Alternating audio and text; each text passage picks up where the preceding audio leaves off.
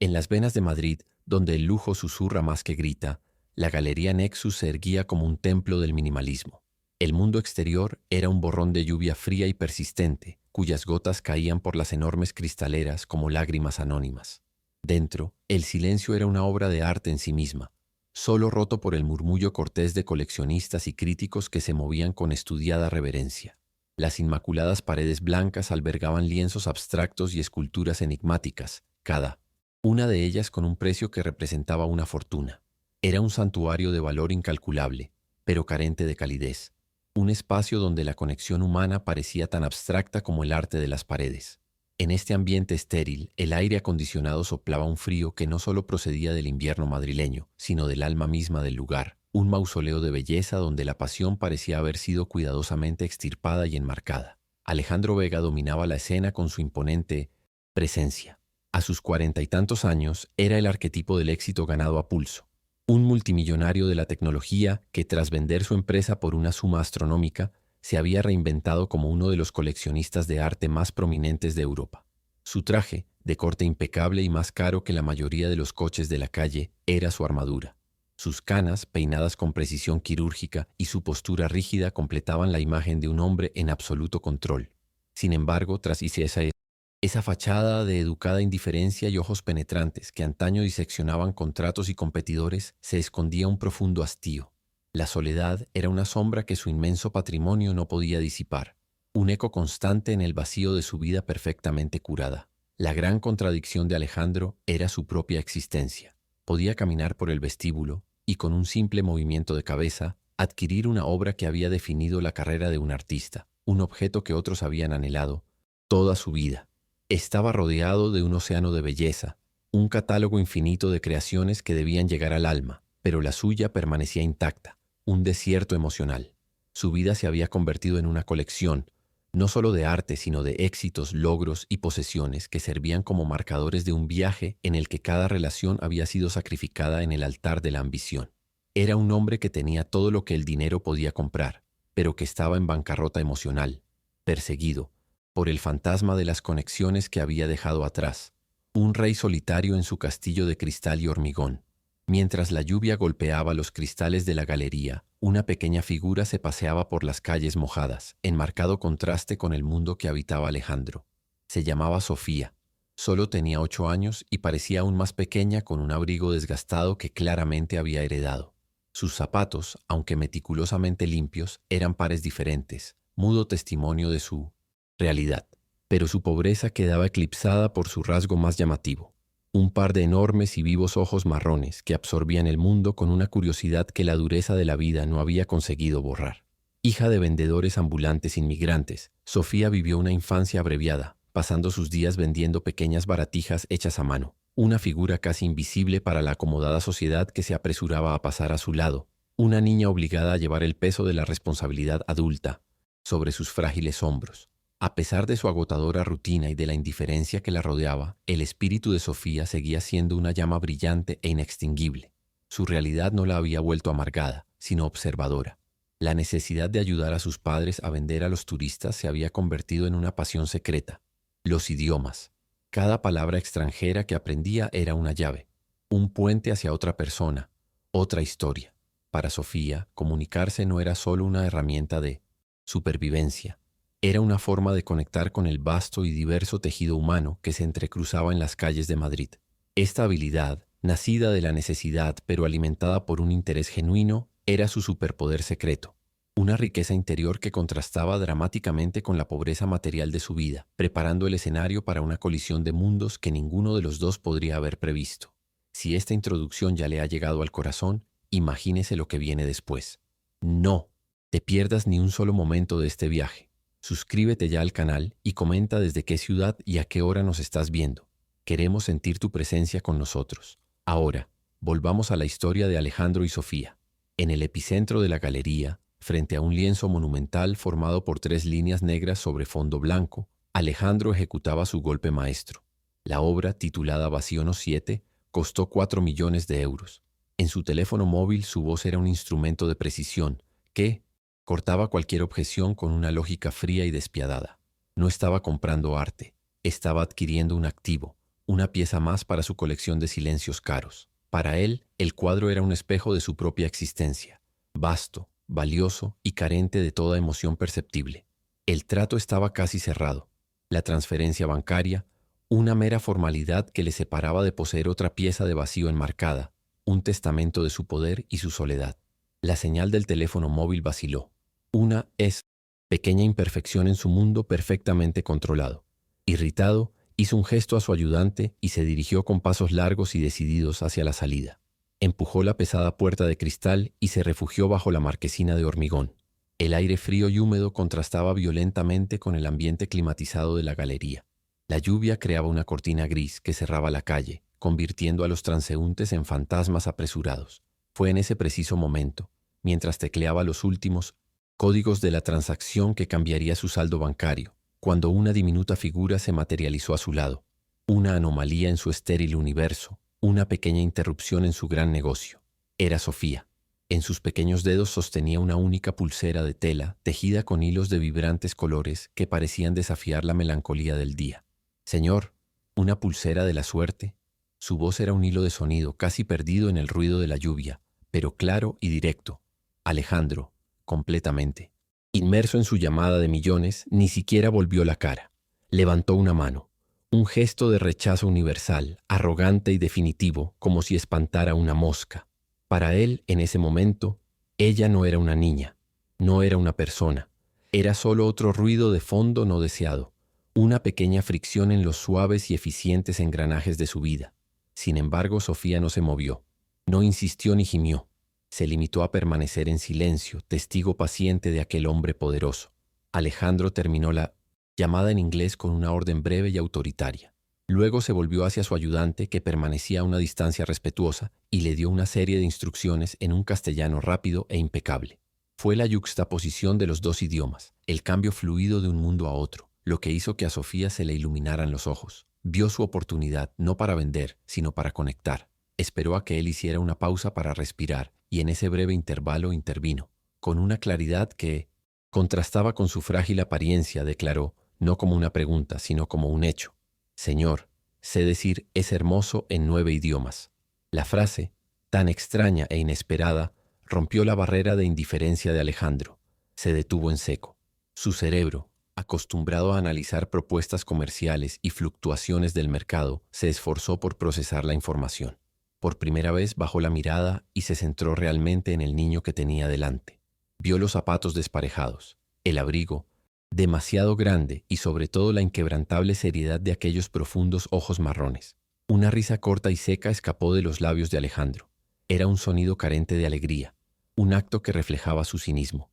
Lo vio como un truco callejero ensayado para sacar unas monedas a turistas impresionables. Su mente la catalogó al instante como una pequeña artista de la supervivencia. ¿Ah, sí? ¿Un truco para fiestas?, se burló, con palabras cargadas de gélido desprecio. Era un desafío, una forma de rebajarla y reafirmar el control de la situación. Esperaba que tartamudeara, que se sintiera intimidada por su tono, que su numerito se desmoronara bajo el peso de su desprecio. Pero Sofía no se derrumbó. Al contrario, enderezó sus pequeños hombros, como si se estuviera preparando para una actuación en el escenario más importante del mundo. En su rostro no había ni rastro de miedo o vacilación. Con voz firme empezó a recitar. «En español es hermoso», dijo, con la perfecta pronunciación de su tierra. Continuó sin pausa. En inglés, «It's beautiful». Su pronunciación era sorprendentemente clara. Siguieron el francés, el alemán y el árabe. Cada frase pronunciada no como una línea memorizada, sino como una ofrenda, una pequeña ventana a otro mundo, una prueba de su dignidad. El ayudante de Alejandro, un hombre acostumbrado a todas las excentricidades de los ricos y poderosos, observaba con creciente curiosidad. La actuación de Sofía continuó, ganando fuerza con cada nuevo idioma: mandarín, ruso, portugués. Las palabras fluían con una naturalidad desconcertante. Para el gran final ofreció un tesoro inesperado: «Eta polita da», en euskera. Fue este último detalle, tan específico y raro, el que actuó como golpe de gracia en la compostura de Alejandro. No había artificio en su voz, solo un orgullo y una seriedad puros que transformaron su truco de fiesta en un acto de profunda belleza e inteligencia. En ese momento, el mundo de Alejandro Vega hizo añicos. El sonido de las 9 lenguas en la voz de aquel pobre niño empapado por la lluvia hizo más mella en él que cualquier fluctuación bursátil. Su dignidad, su inteligencia brillando a través de su pobreza, actuaron como un disolvente en su coraza de cinismo. De repente, el cuadro de 4 millones de euros que había dentro le pareció lo que realmente era: solo pintura seca sobre un lienzo. El verdadero valor, la verdadera obra de arte, estaba allí frente a él, temblando ligeramente, de frío pero con un fuego en los ojos que ninguna fortuna podría comprar. La sonrisa burlona se congeló en el rostro de Alejandro. La arrogancia se evaporó, dejando tras de sí a un hombre atónito y expuesto. Su mundo, construido sobre la premisa de que todo y todos tenían un precio, se puso patas arriba ante la demostración de una riqueza que no podía medir ni adquirir. No solo se sintió sorprendido, se sintió humillado. Una humillación profunda y silenciosa, no infligida por ella, sino por la repentina y abrumadora constatación de su propio vacío. La niña no le había pedido dinero, le había ofrecido sus conocimientos, su espíritu, y esa oferta hecha con tanta pureza era la promesa de algo que él ni siquiera sabía que estaba buscando. El mundo de Alejandro Vega, un universo que funcionaba a base de estrictas reglas de decoro y transacciones financieras, se detuvo por un instante. Ignorando la mirada perpleja de su ayudante, que permanecía paralizado con el móvil en la mano, Alejandro hizo algo que no hacía desde hacía décadas. Dobló las rodillas, el caro tejido de su traje protestando por el movimiento, y se puso en cuclillas. El gesto fue incómodo, extraño para su cuerpo acostumbrado a las sillas de las salas de juntas y a los asientos de primera clase, pero le puso a su altura. Por primera vez no miró hacia abajo para verla, la miró directamente a los ojos. Un universo de resistencia y sabiduría que su mundo de lujo nunca había conocido. Su voz, cuando hablaba, se despojaba de su habitual capa de autoridad. Era más baja, más suave, casi vacilante. ¿Por qué?, preguntó la única palabra que llevaba el peso de una curiosidad genuina, la primera en muchos años. ¿Por qué aprendiste 9 idiomas? Ya no era un reto, no era una prueba. Era una petición para entender la lógica de un mundo tan diferente al suyo. Un mundo en el que el conocimiento no se acumulaba como capital, sino como puente hacia el corazón de otra persona. Le estaba pidiendo una mirada a su riqueza, y su vulnerabilidad en ese momento era palpable. Antes de que ella pudiera formular una respuesta, un impulso se apoderó de él, una decisión que no pasó por el filtro de su lógica empresarial. «Adelante, adelante», dijo, señalando con la mano la imponente entrada de la galería. Dirigiéndose a su ayudante, su voz recuperó una pizca de su antigua autoridad. «Cancele mi reunión de las 4 y finaliza el traslado de esa escosa». La orden, aunque pronunciada con firmeza, conllevaba una nueva distracción. Su atención ya no se centraba en el acuerdo del 1.000.000 de euros, sino en la pequeña figura que tenía delante, cuya presencia acababa de devaluar todo a su alrededor. La entrada de Sofía en la Galería Nexus fue como una pincelada de color vibrante en un lienzo monocromo. La atmósfera silenciosa y reverente se vio de repente traspasada por su presencia. Ella, pequeña, empapada por la lluvia y vestida con los colores de la calle, era una anomalía viviente, en medio de aquel santuario de aséptica perfección. Los pocos clientes que deambulaban por los pasillos se detuvieron. Sus miradas, al principio curiosas, se convirtieron rápidamente en una mezcla de sorpresa mal disimulada y frío desdén. Para ellos, que entendían el valor de todo y la importancia de nada, Sofía era un error, una mota de realidad en su mundo de caras abstracciones. Los murmullos comenzaron casi de inmediato, ondas de desaprobación que se extendían por el silencio de la galería. «¿Qué hace Vega?», murmuró un crítico de arte a un coleccionista. «¿Desde cuándo este lugar permite la entrada a mendigos?». Las palabras se pronunciaron en voz baja, pero tenían un peso cortante. Nadie vio a un niño. Veían una categoría, un problema social, un extraño capricho de un multimillonario que quizá había perdido por fin la cabeza. La humanidad de Sofía les fue robada por sus prejuicios, convirtiéndola en un objeto de especulación, no muy diferente de las esculturas que la rodeaban. Sin embargo, por primera vez en su vida pública, Alejandro se mostró gloriosamente indiferente al juicio de sus coetáneos. Sus opiniones, que antes había medido y manipulado con la precisión de un maestro de ajedrez, eran ahora un irrelevante ruido de fondo. Guió a Sofía a través de la primera sala, con la mano a centímetros de su espalda, un gesto protector que formaba una burbuja invisible a su alrededor. Su atención se centraba en ella, en la forma en que sus grandes ojos se abrían al verlos, enormes lienzos en la forma en que inclinaba la cabeza intentando descifrar aquel extraño universo. En aquel momento solo estaban ellos dos. La condujo a un pequeño y elegante café escondido en un rincón de la galería, un remanso de mesas de mármol y sillas de diseño. La sentó en un sillón de terciopelo que parecía engullirla. El contraste entre su frágil figura y el opulento lujo era casi doloroso de contemplar. «Un chocolate caliente, por favor, el mejor que tenga», ordenó al camarero, que le miró con expresión de pura confusión. Era un acto de amabilidad sencillo y primario, pero para un hombre como Alejandro, que no recordaba la última vez que había hecho algo por alguien sin esperar nada a cambio, le pareció un acto monumental, un paso hacia un territorio completamente nuevo. Mientras Sofía calentaba sus manos pequeñas y frías sobre la taza de porcelana humeante, la pregunta de Alejandro volvió, esta vez más suave, y entonces ella respondió. Con desarmante sencillez explicó que cada idioma era una puerta a una nueva persona, a una nueva posibilidad. El alemán era para la pareja de ancianos que siempre compraba los pañuelos de su madre. El francés era para la joven que una vez le dio una manzana y le enseñó a decir merci. El mandarín era para los grupos de turistas que se maravillaban en la Plaza Mayor. No eran logros académicos, eran herramientas de conexión. La profundidad de su pensamiento era abrumadora. No se trataba de ser inteligente o de presumir de un talento. Se trataba de humanidad. Cuando hablas el idioma de alguien, no ves a un extraño, ves a una persona, dijo, su vocecita resonando con una sabiduría ancestral.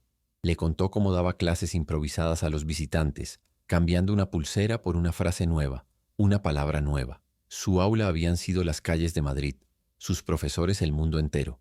No coleccionaba palabras, sino personas, momentos, pequeñas chispas de comprensión mutua. Sus palabras golpearon a Alejandro con la fuerza de una revelación. Él, que también dominaba varios idiomas, siempre los había visto como armas en su arsenal empresarial, herramientas para negociar, para dominar, para asegurar la victoria. Para Sofía eran llaves que abrían corazones. Le recorrió una oleada de vergüenza, vergüenza de su propia pobreza emocional. Se había pasado la vida construyendo muros con los mismos ladrillos que la niña utilizaba para tender puentes. La admiración que sentía por ella era tan intensa que resultaba casi dolorosa, una luz brillante que dejaba al descubierto todas las sombras de su alma. Sin embargo, mientras la familiaridad del chocolate caliente la calentaba, la extrañeza del entorno empezaba a enfriarla. Sofía miró a su alrededor, más allá de Alejandro. Vio las altas paredes blancas que parecían no tener fin, el arte que no le decía nada y la gente silenciosa que la observaba con ojos fríos y curiosos. El asombro inicial que había sentido al entrar empezó a disiparse, sustituido por una creciente ansiedad. Este no era su mundo, era un lugar silencioso, sin la música caótica de la ciudad que era su banda sonora, un lugar donde sentía que no podía respirar bien. Su malestar se hizo físico. Empezó a inquietarse en la silla, el suave terciopelo le pareció de repente una trampa. Su libertad estaba ahí fuera, en las calles, donde podía huir, esconderse, ser quien era.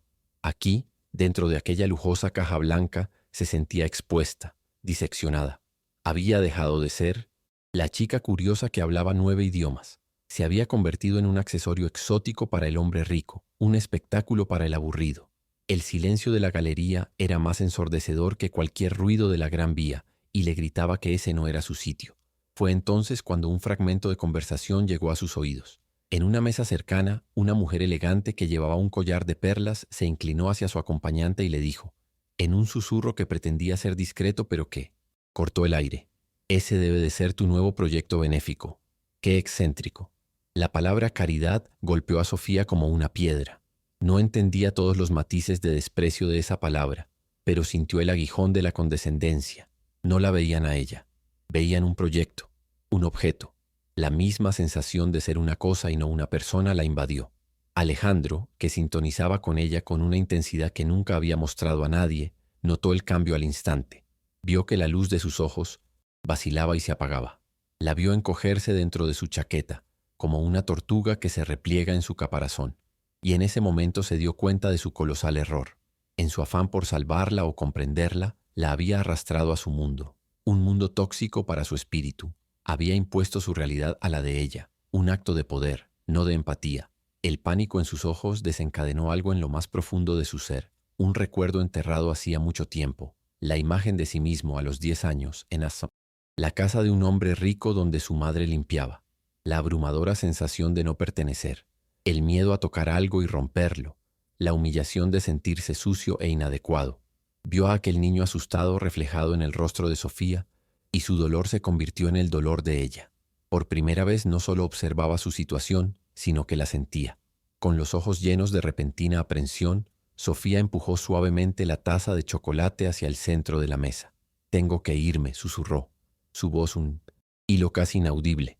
«Mis padres estarán preocupados». Era una excusa de niña, pero la necesidad de escapar era desesperadamente real. Estaba a punto de huir, de correr de vuelta a la seguridad familiar de su mundo, lejos de aquel lujo que la asfixiaba y juzgaba. Al darse cuenta de que estaba a punto de perderla, Alejandro actuó con una inteligencia que no procedía de su mente, sino de su corazón recién despertado. En lugar de enfrentarse a ella con argumentos lógicos o promesas vacías, cambió completamente de enfoque. Miró el cuadro vacío No. 7 en la pared del fondo. «¿Sabes qué?», dijo con voz confiada. «Pagué 4 millones de euros por ese cuadro. ¿Y quieres que te cuente un secreto? Yo tampoco lo entiendo. Para mí son solo frases». Esta confesión fue un golpe de genio, un acto de desarme total. Al admitir su propia ignorancia, su propia alienación en ese mundo que supuestamente dominaba, destruía la jerarquía de poder entre ellos. Él ya no era el multimillonario, benevolente, y ella la pobre chica. Eran solo dos personas tratando de encontrar sentido en un lugar extraño. «Tú», continuó él inclinándose más hacia ella, «con tus 9 puertas al mundo, tienes más riqueza de la que cabe en esa pared». Sofía se detuvo. Su cuerpo, que había estado tenso y dispuesto a huir, se relajó ligeramente. Miró de Alejandro al cuadro y de nuevo a él. Su confesión la había tomado por sorpresa, sustituyendo su miedo por una chispa de curiosidad. No se burlaba de ella ni trataba de impresionarla. Estaba compartiendo una verdad, invitándola a compartir su propio sentimiento de incapacidad. Y en ese momento de vulnerabilidad compartida, una pequeña y genuina sonrisa se formó en sus labios por primera vez.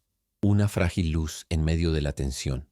Una vez recuperado el terreno, Alejandro no tentó a la suerte. No le pidió que se quedara. En lugar de eso le ofreció una salida que también era una invitación. «Hagamos un trato», se propuso suavemente. «Te acompaño a casa de tus padres para que no se preocupen. Y tal vez mientras caminamos puedas empezar a enseñarme a decir hola en japonés. He oído que es un idioma muy bonito». Con esta propuesta no solo validaba su importancia y sus conocimientos, sino que también transfería el poder a sus manos. Ahora él era el alumno y ella la profesora. Cuando salieron de la galería, el aire frío de la calle pareció despertar a Alejandro de un largo trance. El mundo estéril y silencioso quedó atrás, y la caótica sinfonía de Madrid les envolvió por completo. Fue en ese momento cuando la dinámica entre ellos se invirtió espectacularmente. La niña tímida e intimidada que se había encogido en el sillón de terciopelo desapareció. En su lugar apareció una guía segura de sí misma, la reina de sus dominios de asfalto y multitudes. Sofía, con un movimiento natural e instintivo, alargó su pequeña mano y agarró la de Alejandro. No era el gesto de alguien que busca protección, sino de alguien que se la ofrece. Era ella quien le guiaba ahora, tirando suavemente de él hacia su universo. Para Alejandro, la experiencia fue una sobrecarga sensorial. Acostumbrado a deslizarse por la ciudad en la burbuja silenciosa de su coche de lujo, con cristales tintados que convertían la realidad en una película muda, ahora estaba inmerso en ella. El olor a café recién hecho se mezclaba con el humo de los motores. El sonido de una sirena a lo lejos era puntuado por la melodía de un acordeón. Los vibrantes colores de los pubs, edificios y los grafitis saltaban a la vista. Por primera vez veía su propia ciudad, no a través de un filtro de riqueza y aislamiento, sino a través de los ojos asombrados y conocedores de Sofía. Y la belleza que encontraba era más cruda, más viva e infinitamente más real que cualquier obra de su colección. Ella le guió por un laberinto de callejuelas y pasadizos que ni siquiera aparecían en los mapas que él utilizaba. Su narración era la verdadera guía de la ciudad. «Allí», dijo, señalando una panadería de la esquina. «Es donde el panadero me dará el pan de ayer si le cuento una historia nueva». Más adelante señaló un pequeño patio escondido. «Aquí es donde el señor Ramiro toca su guitarra y canta fados que te hacen llorar». No le estaba enseñando monumentos. Le estaba mostrando el alma de la ciudad, su red de conexiones humanas, su economía de amabilidad e historias. Alejandro se sintió como un explorador descubriendo un continente perdido. Finalmente, llegaron a una plaza vibrante, un hervidero de vida que contrastaba violentamente con el silencio de la galería. Decenas de vendedores ambulantes habían instalado sus puestos, creando un mosaico de colores, sonidos y olores. El aire estaba impregnado del aroma de las almendras tostadas y del zumbido de negociaciones amistosas en media docena de idiomas. Era un lugar de trabajo duro y alegría sencilla, un ecosistema de supervivencia y comunidad. No era solo el lugar donde Sofía trabajaba, era su escenario, su patio de recreo, su reino. Aquí, ella no era una anomalía, era el corazón palpitante del lugar. En medio de la multitud, Sofía vio a su familia. Sus padres, una pareja con rostros marcados por el cansancio, pero iluminados por una feroz resistencia, estaban detrás de un pequeño puesto cubierto de collares hechos a mano y pañuelos de colores. En cuanto vieron a Sofía, sus semblantes se transformaron. Un profundo alivio y un inmenso amor inundaron sus ojos, borrando todas las arrugas de preocupación. Solo entonces, repararon en el hombre que la acompañaba. Su expresión volvió a cambiar, esta vez a una de sospecha y miedo. ¿Quién era aquel hombre rico, vestido como un rey de otro mundo que llevaba de la mano a su hija? Fue en ese preciso momento cuando se produjo el clímax de la transformación de Alejandro, no con un estallido, sino con una revelación silenciosa y abrumadora. Él, que había venido preparado para ser el Salvador, el benefactor que cambiaría la vida de aquella familia con su generosidad, se quedó completamente paralizado. Vio cómo Sofía le soltaba la mano y corría hacia la caseta. No se escondió detrás de sus padres. Se colocó junto a ellos y empezó a trabajar. Con una naturalidad asombrosa, se dirigió a una pareja de turistas alemanes, describiéndoles las cualidades de un collar en una mezcla perfecta de español y alemán, con el rostro brillante de un propósito y una alegría contagiosos. Un silencio ensordecedor se apoderó de Alejandro, un silencio interior que tapaba todo el ruido de la plaza. La realidad le golpeó con la fuerza de una ola. Aquella niña no necesitaba ser salvada. No era frágil ni indefensa. Era una fuerza de la naturaleza, una compañera vital en la lucha diaria de su familia, una fuente de luz y de ingresos. Él la había visto a través de la lente de su propia arrogancia como un caso de caridad. Pero aquí, en su mundo, era un gigante. El cuadro de 4 millones de euros, símbolo máximo de su éxito, se convirtió en polvo en su mente. Una broma de mal gusto frente a la obra maestra viviente que tenía delante. La máscara de indiferencia controlada que Alejandro había llevado toda su vida adulta se desmoronó en pedazos. Sus ojos, normalmente entrecerrados en perpetuo análisis, se abrieron de par en par. Su boca se abrió ligeramente, en la más pura expresión de asombro.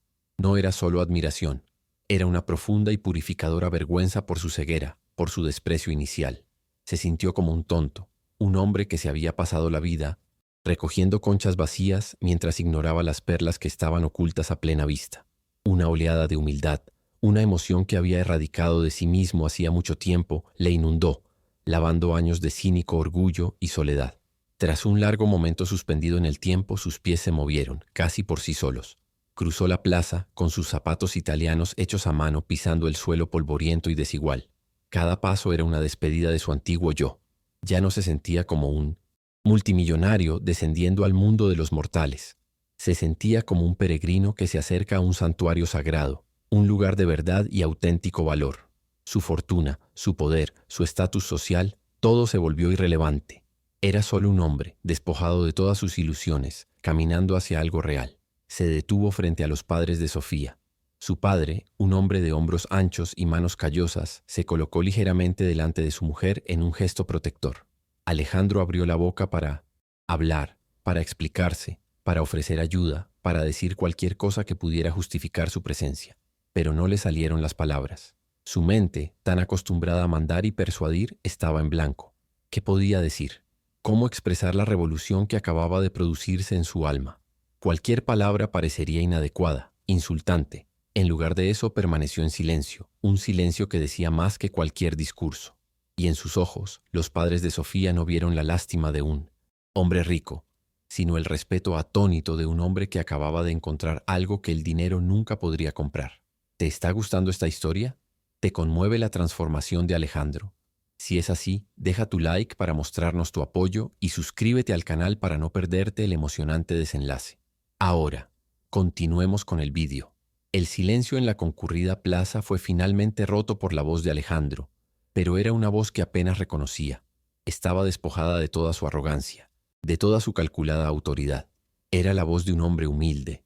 Mirando a los padres de Sofía, no desde arriba, sino como a un igual, dijo las palabras más duras y verdaderas de su vida.